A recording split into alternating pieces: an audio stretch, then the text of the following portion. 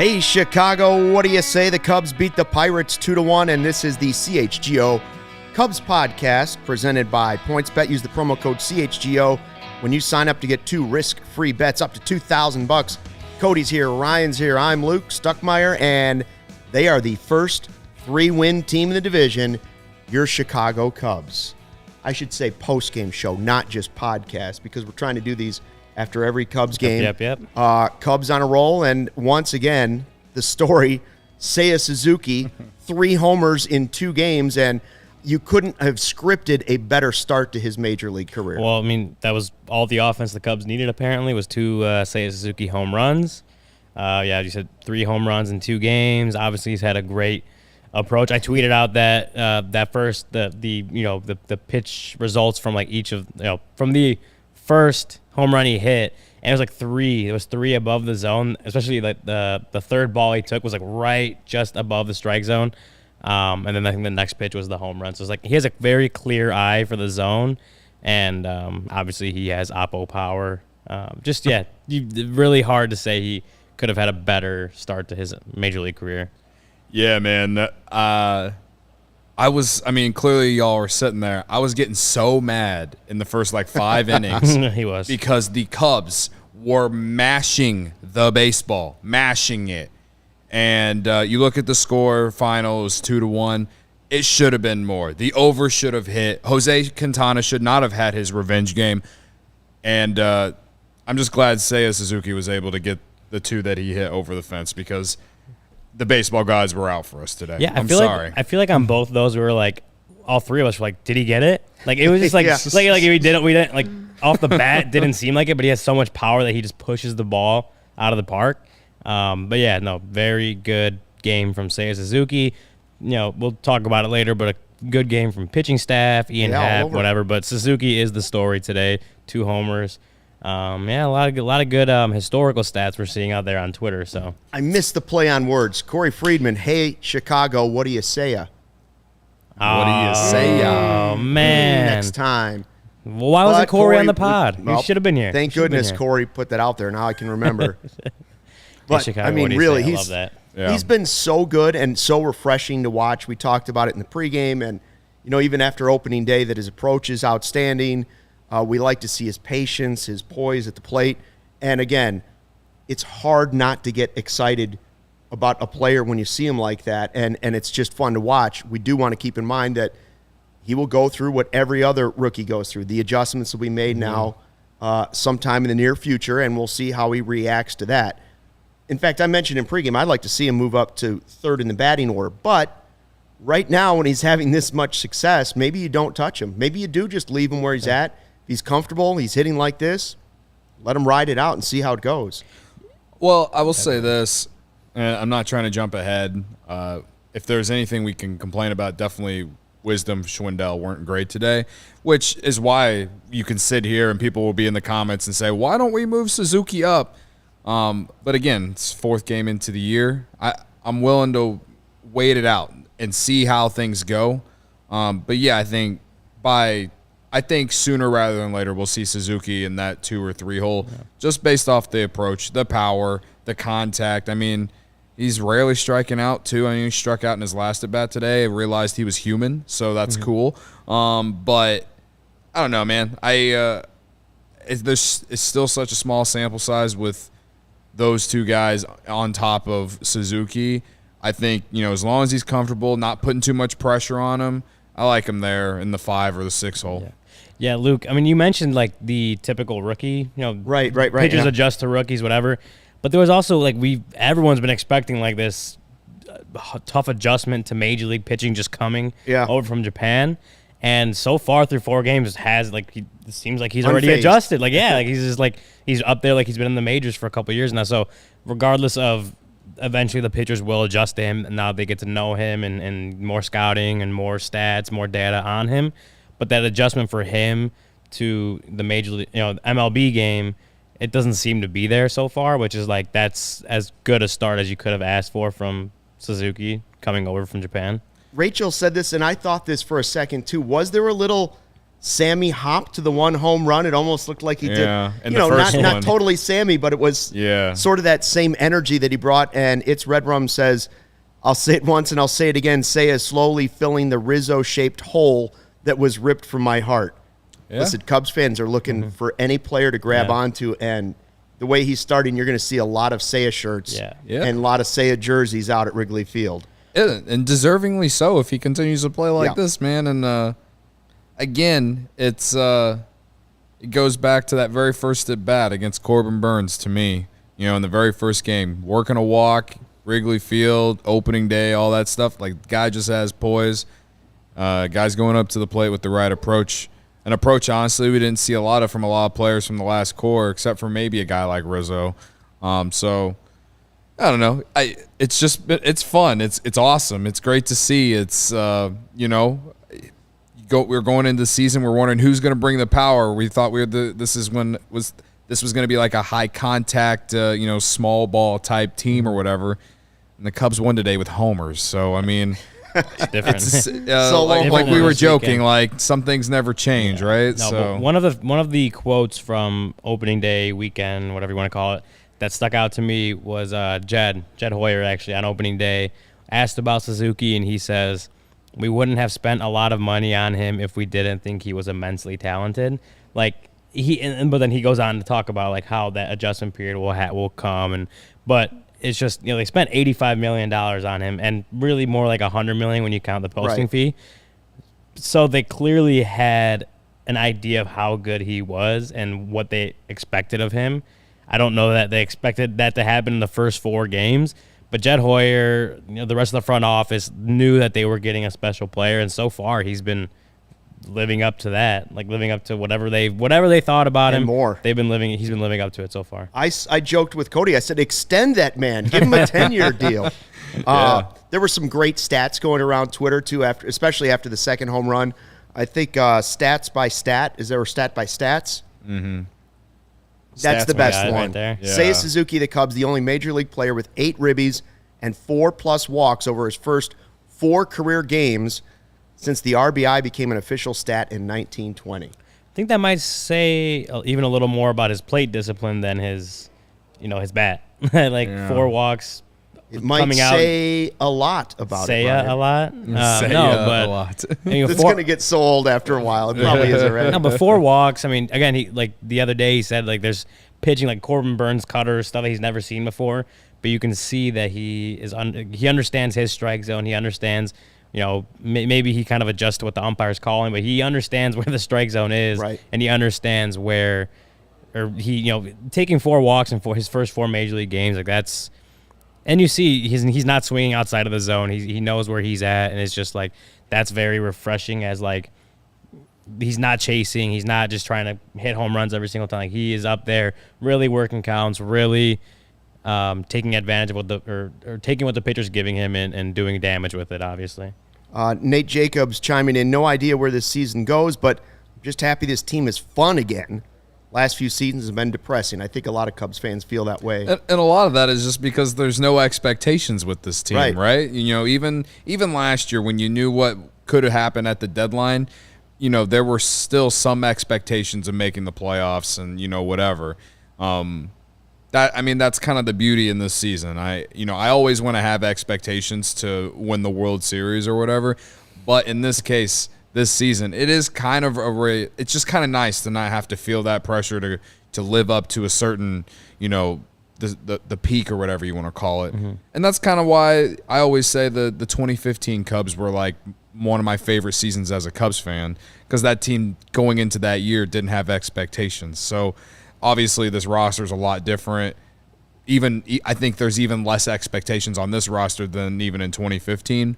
But it is definitely like similar expectations. You were thinking in 2015 they were, like a maybe win 80, 85 game type team, and I mean our season predictions, anywhere between 75 to 87 that I predicted, but like most people have them. Yeah, most people have them to win 75 to 80, 81 games.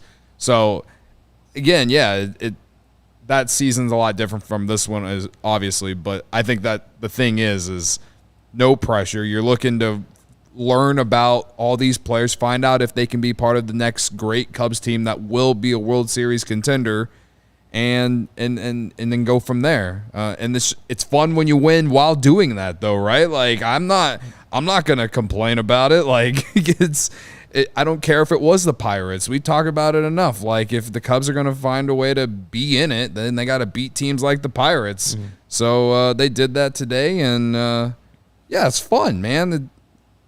I don't know how else to really say it. So I think those, the expectations being low certainly helps, but the way they've won these first few games is optimistic. And we've said in all the pregame podcasts or preseason podcasts we talked about, what would be a successful season? Well, making the playoffs would be successful. But also within that, if you look at, can you identify 4 guys that would be, that's just a number I'm throwing out there, maybe 4 guys that might be a key part of your next championship run team, your next great Cubs team, as Jed Hoyer likes to say.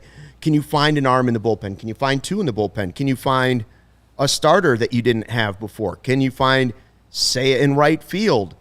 All of those things. You're just looking for pieces to the puzzle moving forward, and it's way too early to say that's happening on this team, but nobody can deny they've been fun to watch. It's been fun baseball to watch for the Cubs. And the other storyline has obviously been pitching. Oh, yeah. The starting pitchers have been great, and Tristan points out, man, did Smyly look like Jamie Moyer on the mound this afternoon? Listen, 5 innings, 3 hits, no earned runs, and 1 strikeout. I know it was the Pirates. No walks. We didn't know what to expect going into it. No. I think David Ross would take that more often than not. If he can get that out of Smyly this season, every 2 out of 3 starts, he would take that certainly. Well, we even said beforehand, like 4 innings out of Drew Smyly would be solid. That'd be 4 innings, maybe a run or so. Like it would have been a solid start for him. He got 5, probably could have gone to 6. Yeah, he said, "Hold my beer, brother." Yeah, right. Like he probably could have gone. He only threw 68 pitches. Like he probably could have gone to a 6th. Whether he would have made it through that 6th, who knows? But no, that was a very good first outing for Drew Smyly. 5 innings, 3 hits, 1 strikeout, no walks, no runs. Like the no walks is what stands out to me, because that was a big problem with the starting rotation last year, was the walks. And again, I know it's the Pirates. I know it's only a few hitters in there that really, really, truly scare you. But like I said in pregame, this is the perfect start for someone like Drew Smyly, coming to a new team, getting acclimated, and trying to prove that, hey, he deserves to stay in this rotation when Alzolay comes back. So, I mean, I'll take it.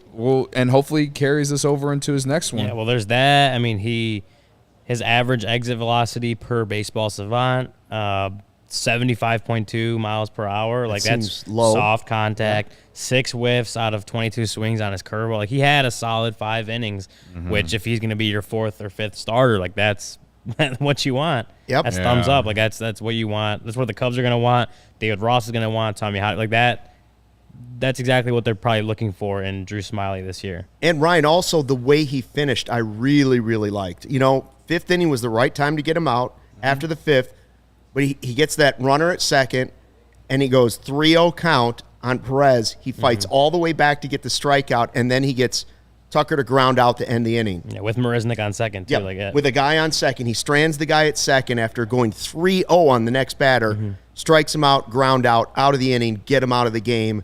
Good feeling going into his next start on top of that. So it's a great building block for him moving into this season. Right. And it's not like he's some, young, starting pitcher like Justin Steele for example, but because he was on the Braves last year, started 23 You're not games. looking at him as a core piece of the Cubs moving forward. You're looking for some help this season, and if you can turn him into something if you need to, cool. Right, yeah. What I was basically saying is that it's just kind of nice that you were able to go find someone like that and plug him in there. Yeah, I wish that he could throw triple digits. Those are the sexy arms, and we look forward to seeing those down the road. But I feel like a lot of people just kind of forget that, hey, these guys got to the majors and have been here for a while for a reason. So I think Drew Smyly also has something to prove too. Like, you know what I mean? Like, it's not like anyone was out there on the street trying to find him, even though he was on the World Series champion Atlanta Braves last year. What they show? 29 games, 23 starts. Yeah. So I mean, he, again, like as late as they got him in spring, like he kind of came in 1-year deal. Right.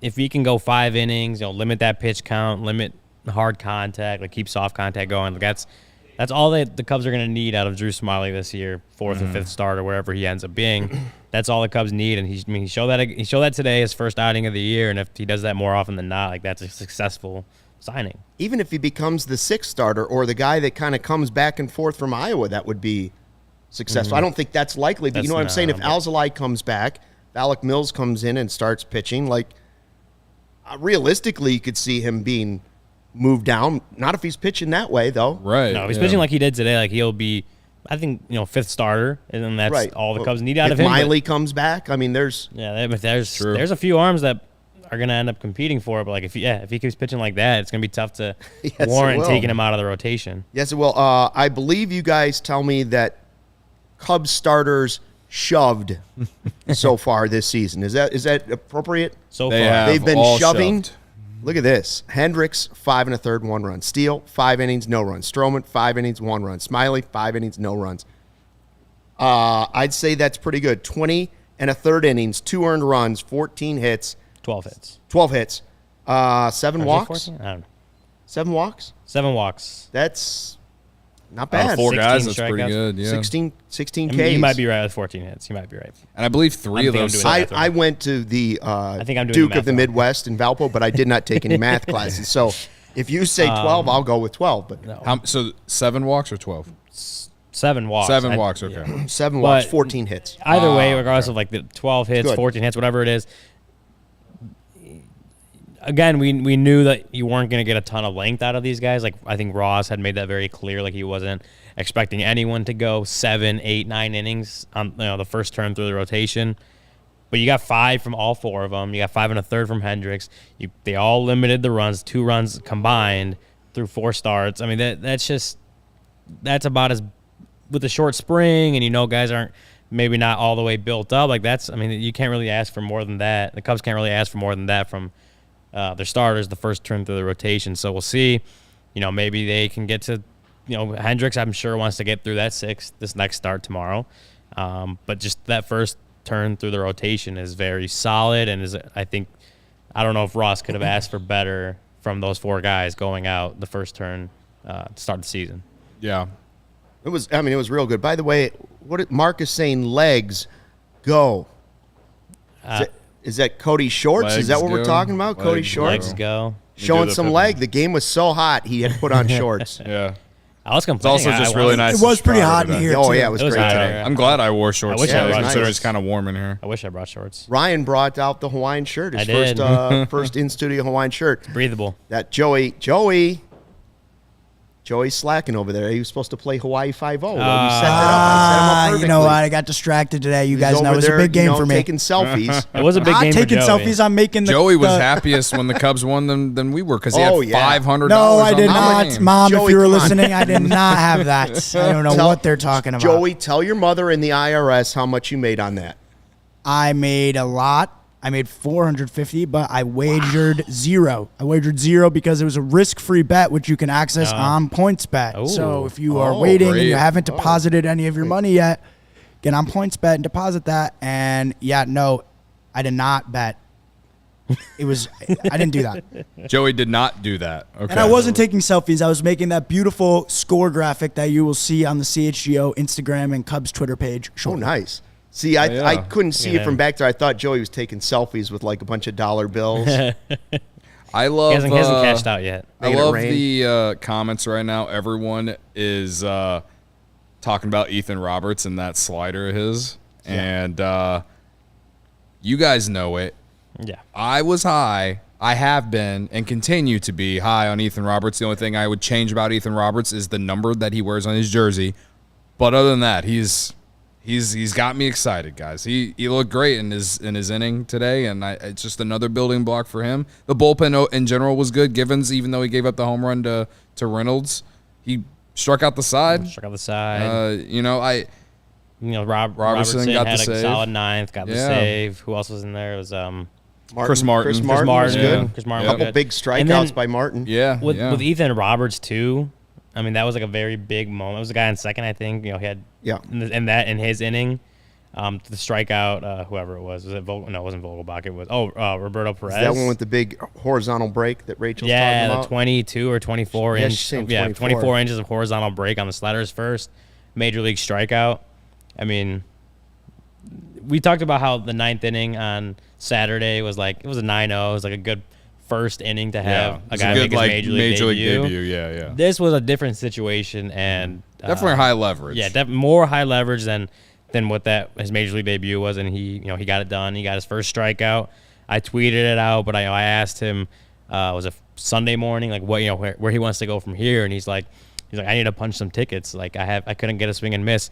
He punched his ticket, got that strikeout. So that was it was good to see a guy second career appearance being able to kind of get out of a little bit of a jam there and keep the Cubs ahead. I see that comment. Tristan Wells, we were watching like that Chris Martin fastball away was just an absolute Picasso painting. That was like a high leverage pitch. Yeah. I think 2 outs. And he threw that same pitch twice, just on the outside corner. And I was sweating at that point. It was like that was a payoff pitch, and those were 2 really, really. He did that to Vogelbach, and then the next guy up, I forgot who it was, but he was painting the corners whenever in the high leverage spot that he was in. Have you guys ever seen the movie Airplane, where he starts sweating? I know it's an old movie, a long time ago. Like he's just sweating profusely. That was Joey.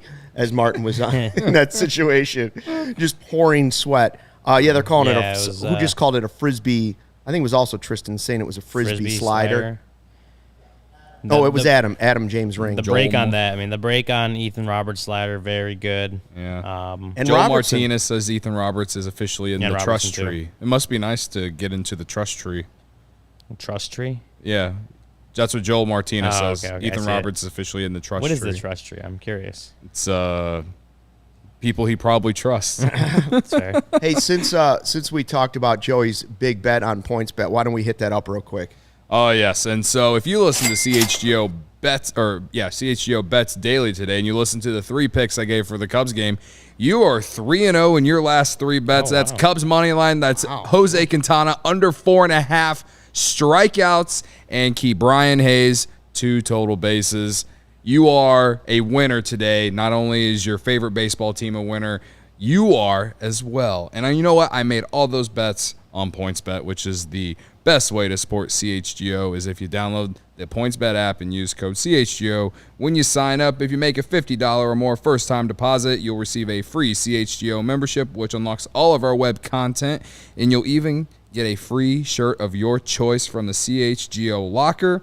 If you have any questions, email pointsbet@allchgo.com and we'll help you. Remember that PointsBet is your home for live in-game betting. They even have a new exclusive feature, Live NBA Same-Game Parlay. For the first time ever, build the perfect live same-game parlay only with PointsBet. Combine your favorite bets anytime during the game. You can even boost your live same-game parlays. And now, online sign-up is available in Illinois. You can actually download the PointsBet app right now and register your account from start to finish, all from your phone. Say it every show. If Luke can do it, anyone can do it. That's not an exaggeration. If Luke can do it, you all can do it. And I've done it. Yeah, he has done it. Signing up with the fastest sportsbook is now easier than ever, so you can start living your bet life in seconds. Use code CHGO to get 2 risk-free bets up to $2,000. So what are you waiting for? Once the game starts, don't just bet. Live your bet life with PointsBet. Gambling problem? Call 1-800-522-4700. Jack asking on the chat, is Robertson the closer of this team? And that is interesting. We all thought going into the season, closer by committee. It sort of has worked out for him to be that guy. Mm-hmm. I still think Givens will be there just as much. Yeah. And I think some other guys could too. I still don't think it's decided. I would like to see that question asked to David Ross potentially at this point, just to see what he has to say. I think he would say, "Don't rush to it." Yeah, I don't know that it has even been decided because Robertson has had 2 opportunities. Yeah, I agree. I mean, he hasn't blown it yet, but you don't know what's going to happen for over 162. I don't think that it's been decided yet. I don't know that it'll be decided at all this season because they have a couple arms that could potentially be that closer, quote unquote. I guess just from, again, what Ross has talked about, Tommy Hodavy's talked about, it's just there may not be that guy that emerges as just every 9th inning they're building up. They have him penciled in for the 9th inning, and they're going to build from there or build backwards from there. I don't know if they have one on the roster. It may still be a closer by committee, but yeah, I mean, David Robertson so far has gotten the 2 opportunities and has succeeded in there. And Givens gave up the home run, but I didn't think he looked bad today. No, he struck out the side. Yeah, right. Inning, so I mean, I still Brian Reynolds is confidence. going to be a nice piece at the deadline when the Pirates trade him to whoever. Like, he's a good baseball player. He deserves better, honestly, than Pittsburgh. So. Yeah. Sorry to all the Brian Pirates Reynolds, fans in the stream. That's just a fact. No, Brian Reynolds, if he does indeed get traded this year, will get a nice package from whoever trades for him because he's, again, we talked about it. He was, I think, the Pirates' lone all-star last year, but it wasn't like, oh, they need the one. Like, he deserved to be an all-star last year. Brian Reynolds is a very good player. Yeah. So, I mean, that home run, honestly, when he walked up, I'm like, I got a feeling he's going to hit a home run right now. And he did, but, that's a solo shot. Cubs still won the game, I guess. But Brian Reynolds is a good player. But, yeah, no, Michael Givens still struck out the side. He still looked fine. His second or third, I think, appearance of the season. So, long way to go. But, yeah. Phil's asking about Ethan Roberts. Will he get a chance to close some games? It might be a little bit early in the season now. They're trying to kind of, ease him into the majors a little bit. But I could see that happening at some point. Yeah, like Wick, too. I don't want to say it, but if the Cubs are not in it at the deadline but teams want Cody, Givens. the negativity out of you is stunning at this point. I hate being that guy. I hate being this guy. But if Givens and Robertson are having good seasons and the Cubs are not in it, the Cubs could move them, and then that kind of just puts Roberts in that situation. I don't even know you anymore. Cody, I'm the one who's been the most optimistic on this show for since the moment Cody we launched. Cody the quitter Del Mendo. I thought you were the fan on this show. I had to be realistic for 5 seconds. I know we're planning on talking about this a little, but I have seen some good questions just about the lineup. Thano's asking, where do you see Madrigal long-term in the lineup? I know we were talking a little bit about just, I don't know. I think the box score, let's check out the box score. I have it up. Yep. Madrigal went 0 for 4 today, but I thought he had his best at-bats of the season today. He, like I said earlier when we started the show, not just he, but the entire lineup, I felt like hit a lot of hard balls, but right at people. Key Brian Hayes, not only is he a stud offensively, but defensively, he was he would not let a ball go past him. And Madrigal hit, I think, 2 hard line drive grounders. Well, I don't know if they were grounders, but just line drives that ended up at third base, fielded by him. Here's Madrigal's. Well, here's Madrigal's. He had that first one was a double play, but it had a 290 expected batting average. He had 250 in the 5th inning. That was a ground out. The 7th was a 190, so that arguably was not going to be close to one hit. of the 4. But the 9th inning was a line out, 410 expected batting average. Like, that was probably his best swing too. Oh yeah, but he had a couple that could have easily been base hits had the defender been anywhere else, right? Yeah. So I think the 0 for 4 box score is a little misleading in the fact that one of those was a 410 expected batting average, which is you can't always count on that because things happen. But that BABIP is probably low. Yeah, but it could be. As far as him in the lineup, like we said in pregame, if there was one thing about the lineup that I was nitpicking at, it was him at 6. I like him either in like that 1 or 2 hole or lower in that 7 or 8 hole. I don't really like him there in the middle. But I mean, in a way, he kind of proved me wrong. He hit well in that spot today. It just, unfortunately, the ball just didn't land the way that you would like if you're a hitter.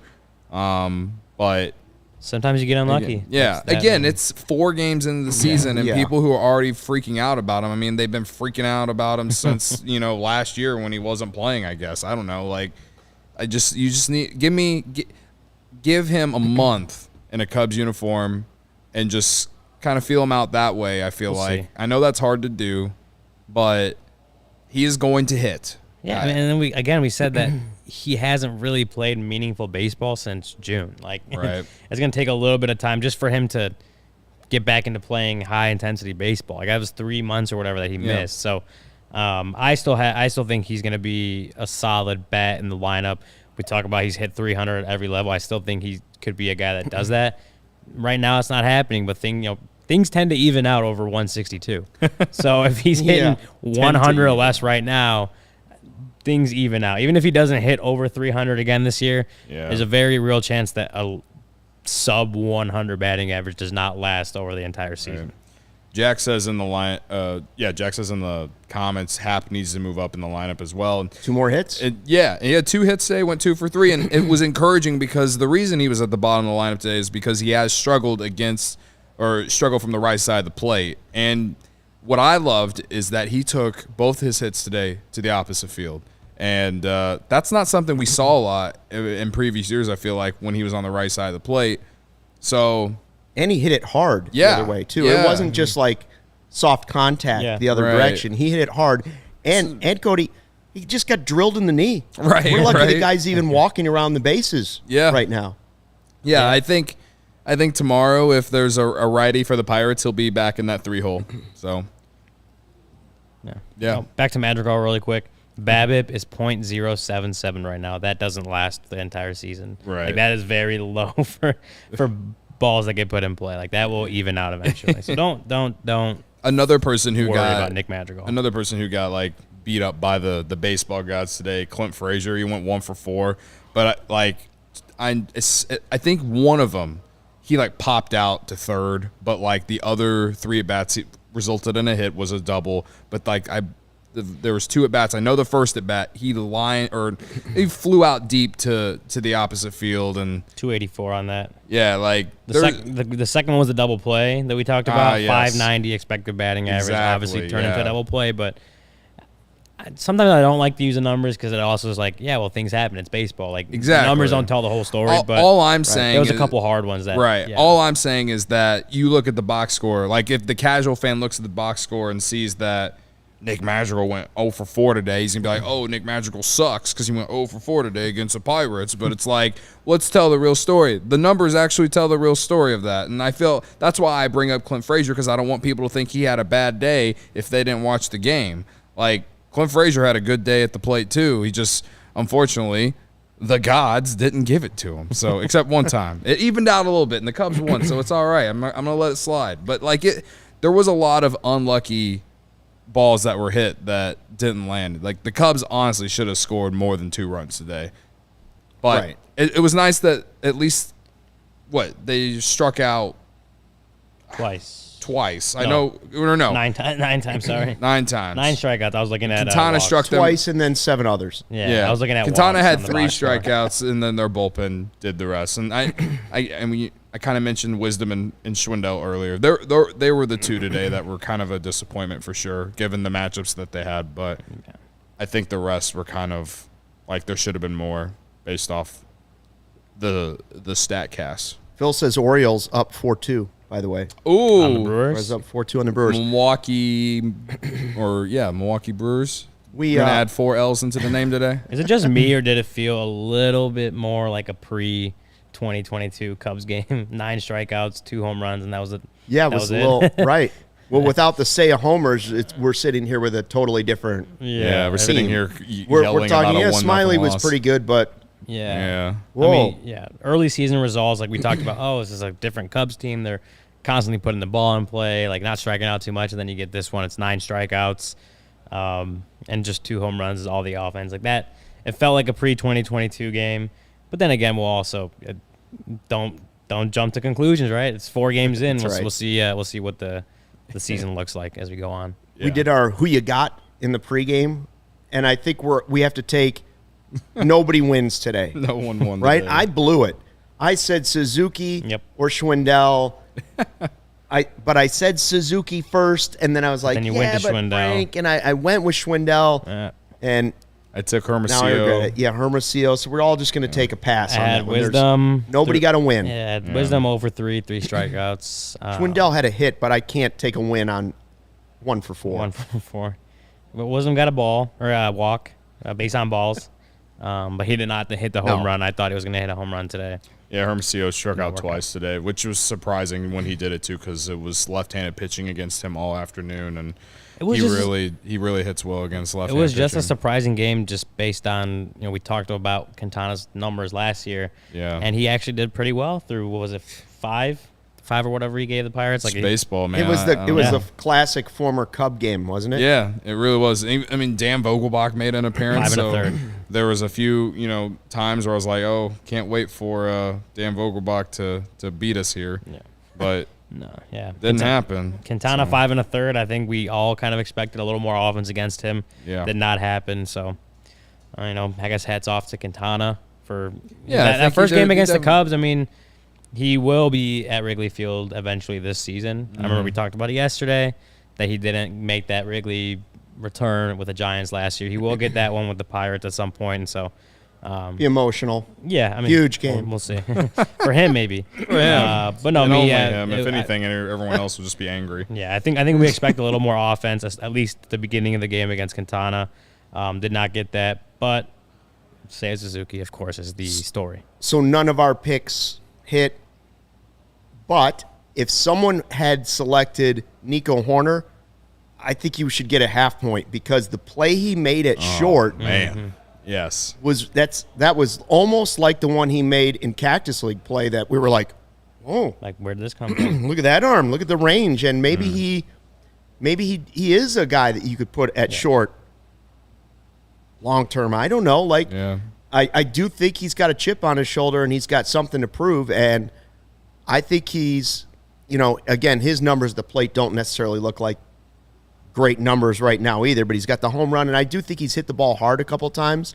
But defensively, that's another side of his game that maybe people didn't think he could play shortstop or be a long-term shortstop, and that was a nice play. Like, I don't care who's making that. That's a nice play. I mean, it was Jeter-esque. I mean, it looked just like a similar play we've seen Derek Jeter make, and yeah, I mean, it was good. It's good to see guys like that making plays like that, because again, it's all about trying to evaluate. Well, and then it's just like, the whole offseason was talked about getting a shortstop, getting Carlos Correa, getting Trevor Story, getting Andrelton Simmons, right after the lockout ends, and everyone's like, okay, he's probably going to be the starting shortstop, and Nico might be more of a utility guy and whatever.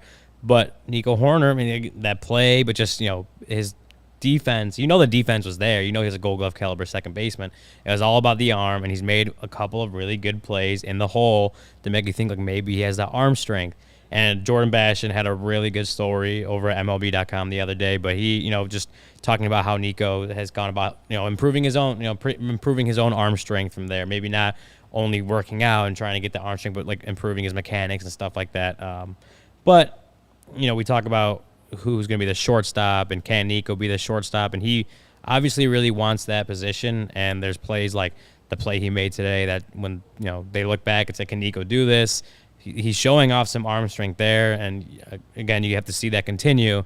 But just right now, he's proving with the opportunity he's given by Simmons having that, being on the IL to start the year, Nico Horner is kind of taking advantage of that opportunity and showing he has the tools to be an everyday shortstop. And you need to see that continue again, obviously. But at least for 4 games, he's not showing that he can be that shortstop. Agreed. And I like to see guys rewarded for hard work in the offseason. Yeah. Even if it's just early in the season, like that paid off. You could tell that his arm is stronger. You can tell that he's bigger. Yeah. And you could say that he is, for right now, the guy that you're going to see at shortstop a lot. Maybe it's got a lot to do with the injury, but I think he's one of the guys they want to find out about this season anyway. So I think he's going to play. Even if he goes through struggles, I think they're going to keep putting him out there because they want to find out what they have in a former first-round pick. Yeah, and then it's going to definitely get like murky when Simmons comes back of how often he's over there, but I think you cross that bridge when it happens. It will be a constant it will be a constant discussion when the lineup comes out. No doubt. Yeah. You'll see. I mean, obviously, Ross will have to cross that bridge when he gets there. But just for right now, it's been a solid 4 games for him to start the year. Yeah, and it's encouraging stuff, man. Like, and I hope he continues to do it because, again, I always bring up, when he got called up in 2019, he was nowhere near ready, and he came up and played very well whenever Javi went down. And like when just those 2 weeks or whatever it was alone, that shows the talent, shows the commitment to trying to be great. And then you have the pandemic year, 60 games. How much can you tell? Last year, injuries plagued, but when he was healthy, he showed a lot of flashes of being a really good player. This is his chance to really hold that position. I know everyone coming in thought he was a second baseman, and that was his best spot. But yeah, so far in these 4 games, he showed that I can play here. And it might be, second base still might be his spot, but that flexibility, if you find out that he can also be your guy at short when you need him to. If someone else comes in and takes that spot in a later year, that's okay.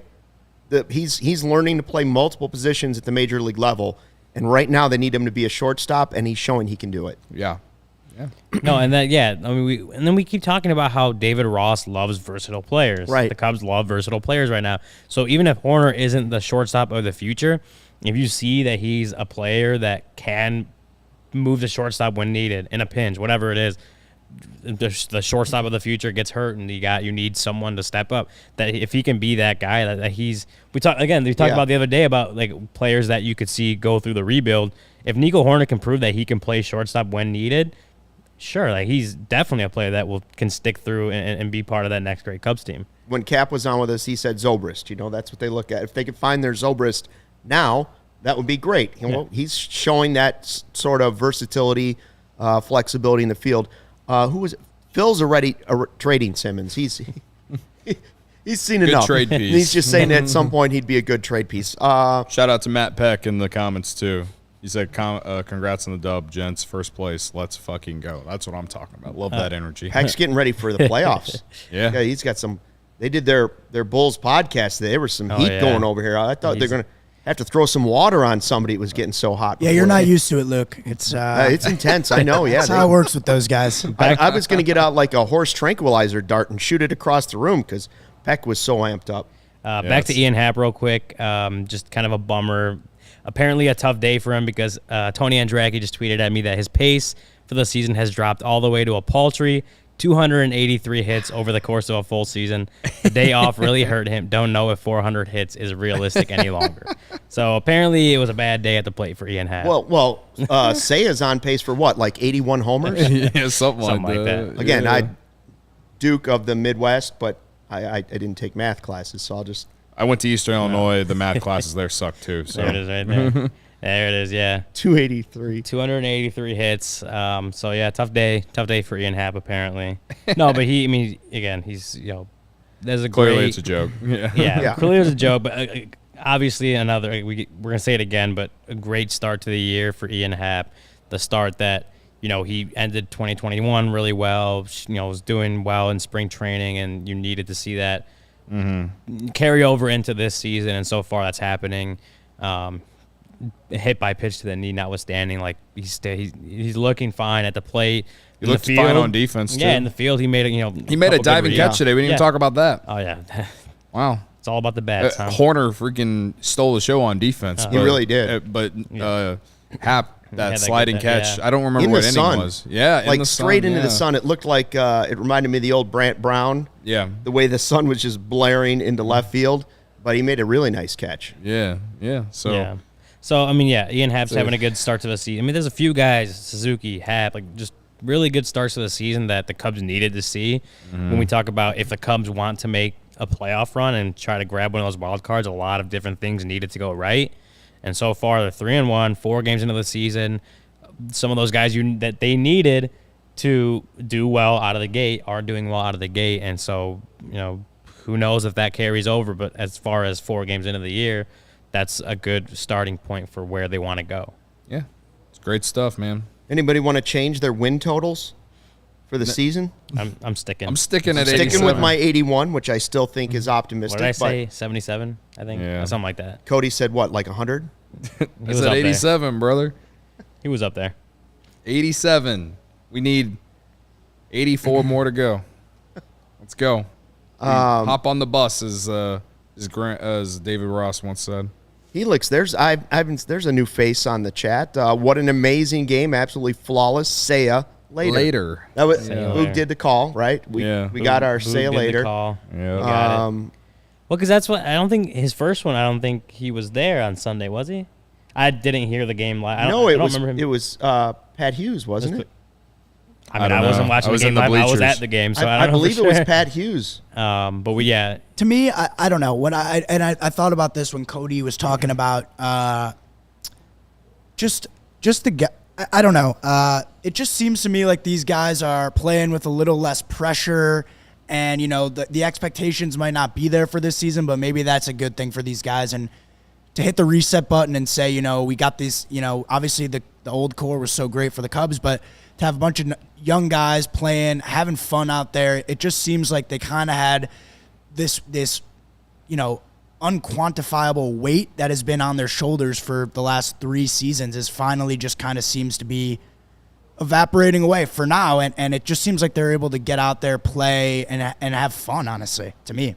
Well, it's the personal pressure is always going to be there. They always are pushing themselves and evaluating themselves, but what you don't have is the pressure of, hey, we're the guys that broke the 108-year drought, and we've got to do it again. Everybody expects us to do it again. Everybody expects us to do it multiple times, and that pressure is mostly gone because most of those guys are gone. Yeah. Well, and that too, it's like you have a bunch of guys who have no. I mean, you had the Chris Bryans and the Rizzos. Like the pressure was to break that 108-year curse, not just after that. Right. They had to break it too. Right. And you have a bunch of young guys coming up that don't have that. Okay, there's a 108-year curse hanging over our heads. Like that, you have a few guys, that Michael Hermosillo or whoever, whoever's going to be on this team now, the next couple of years when Brendan Davis comes up, like they're going to come up.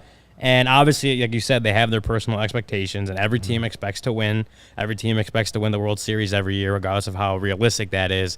But when these guys come up, they don't have just all these different things hanging over their head that they need to worry about. It's just you go out there and you play. And I think that's like exactly how they should feel regardless. But now that there's no outside influences, like, you got to do this, you got to do that, right? And don't get us wrong. Some of these guys are still fighting for their careers. There's pressure.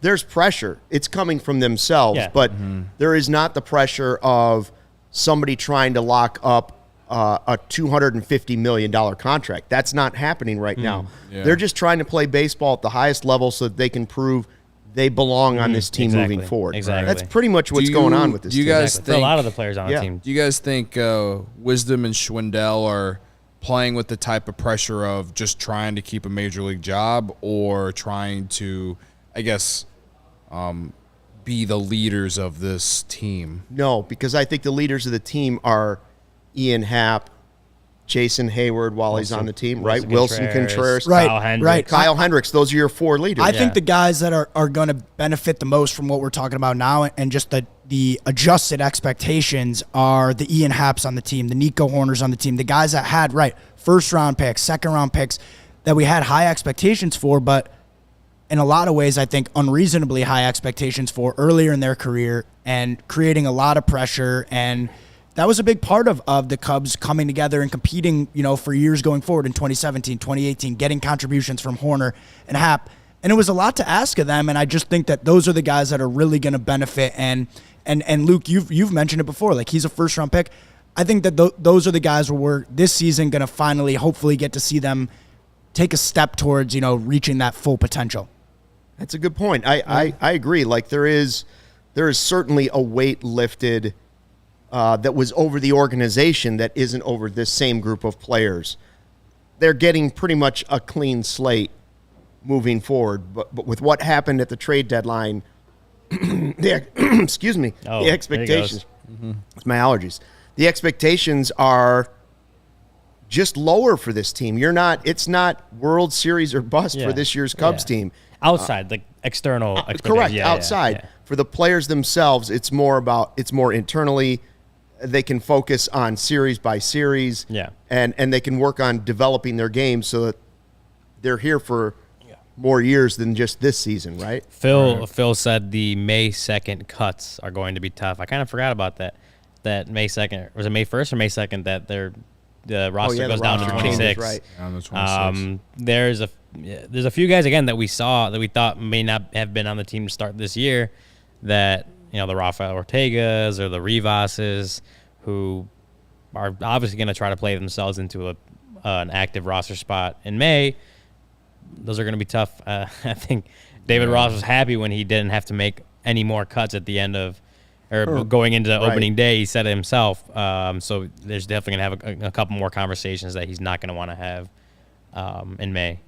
Yeah, I'm glad we have a while until. Bring it down, Ryan. It wasn't me. It was Phil. Phil. Come on, just glad, Phil. Again, I'm just glad we have a while till that, because we just need a sample size of what's going on in April and where the team's at and all of that stuff. So, again, it's just nice that they're winning games while doing that. And they got a chance to win tomorrow, and then we got a 4-game series in Colorado, and who knows, man? We might be in first place next week. I don't know. Go for the sweep this time. Yeah. Ryan, would you like to tell us about PointsBet, our wonderful sponsor? Oh, yeah, PointsBet. Is that where Joey won a lot of money and didn't risk anything? Yes. Yeah, so PointsBet. If you enjoy CHGO, one way to help us continue to grow is to download the PointsBet app and use code CHGO when you sign up. Not only are you going to get 2 risk-free bets up to $2,000, but if you make a $50 or more first-time deposit, you'll receive a free CHGO membership, which unlocks all our web content, and you'll even get a free shirt of your choice from the CHGO locker. If you have any questions, email pointsbet@allchgo.com, and we'll help you out. And in case you missed it, online sign-up is available in Illinois. You can download the PointsBet app right now and register your account from start to finish, all from your phone. Luke, how long did that take you when you did it? A few seconds? 3 minutes. Not even? But you'll be signing up with the fastest sportsbook, easier than ever, so you can start living your bet life in seconds. What are you waiting for? Once the game starts, don't just bet. Live your bet life with PointsBet. Gambling problem? Call 1-800-522-4700. Hello, I like money. Mr. Krabs never gets old. Phil says, sorry. Don't worry, Phil. You didn't bring it down. That's okay. CHGO, we've got podcasts, live shows, every team, every day. Post-game shows, as you're finding out, we do post-game after every game. White Sox guys doing theirs right now. Yeah, they're in Studio B. Is that what we call it for them? Yeah, for us, we B. call it Studio C. Right. For Cubs, for them. It's just, in general, it's called Studio It's the B. South Side Studio over there. Sure, yeah. They're in there right now. You can just call it that. Post-game shows, premium written content, allchgo.com. Ryan, Jared. Kyle will be in there every once in a while. Brendan's been doing some stuff. Brendan pitch doctoring in there. You might even want to pack some Hawaiian shirts for some trips coming up here. We'll see. Dope merch. Look at that. Show it off. Well, there it is. Joey is definitely. There it is. Yeah, there you go. Got the little patch right there. Yeah. The pocket, right? That's a the nice pocket, one. whatever you call it. It's not a pocket tee, but I ordered the gray one. I have the gray version of that, where I think it's just the logo in the middle. Oh, okay. Sort of grayed out. Oh, okay, yeah. Oh, I got this, and I got the It's the Chicago Cubs shirt. flag with CHGO, but it's a gray decal. Yeah, I wore the one that was like exactly what's on your pocket, but it's the big over the shirt. Right. That's one I wore yesterday. Right, and for my mom. I have the gray. I have the black gray version of that. Yeah.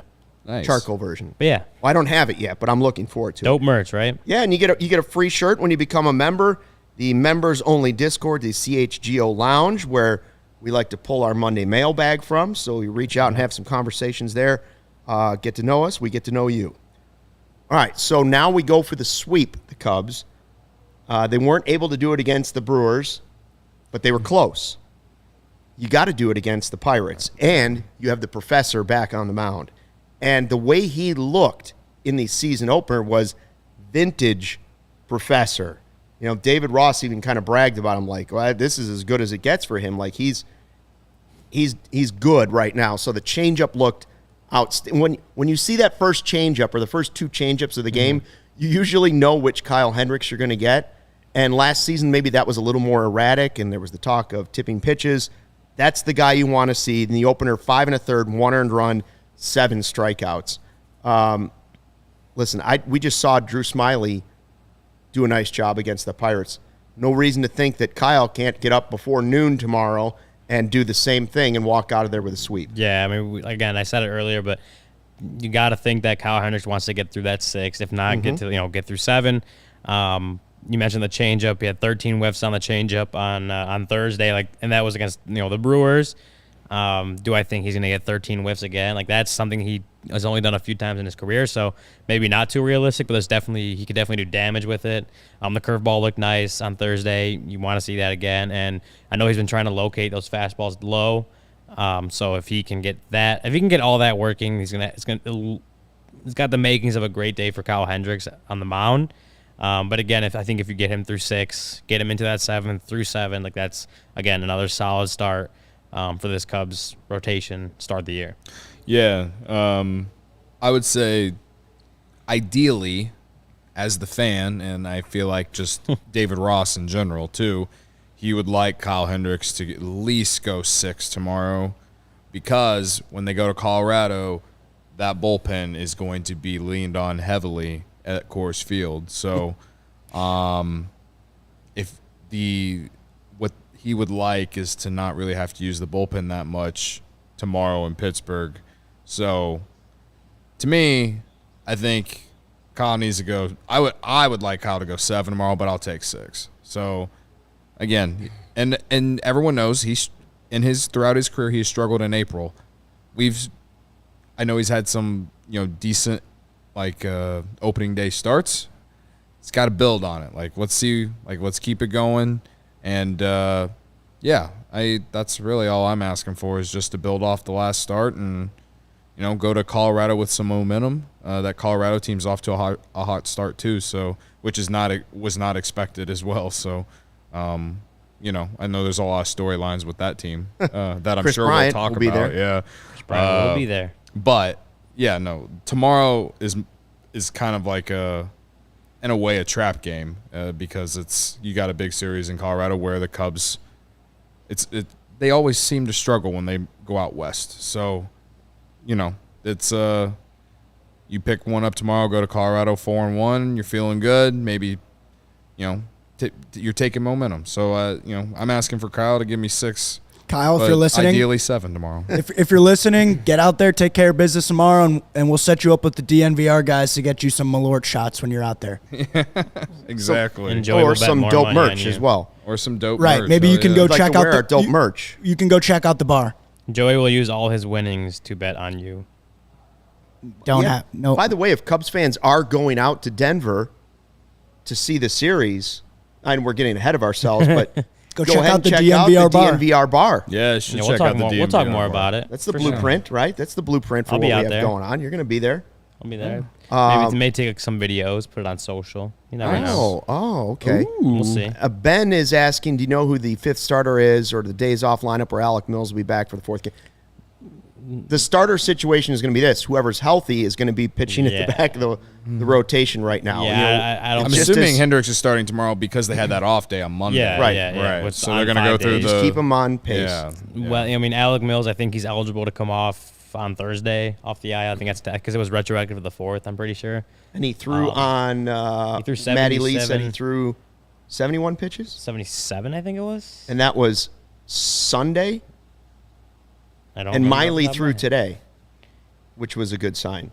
Yeah, okay, something like that. But yeah, we had that in the pregame, but I forgot it already. Yeah, maybe that's what it lines up, but I don't think Ross will. He may talk about it tomorrow, but I think we're just looking ahead too far. That's fair. On that one, at least. That's why I do a lot of that. I look ahead way too much. I'm already talking about the Colorado series. Moving on. We have one more game.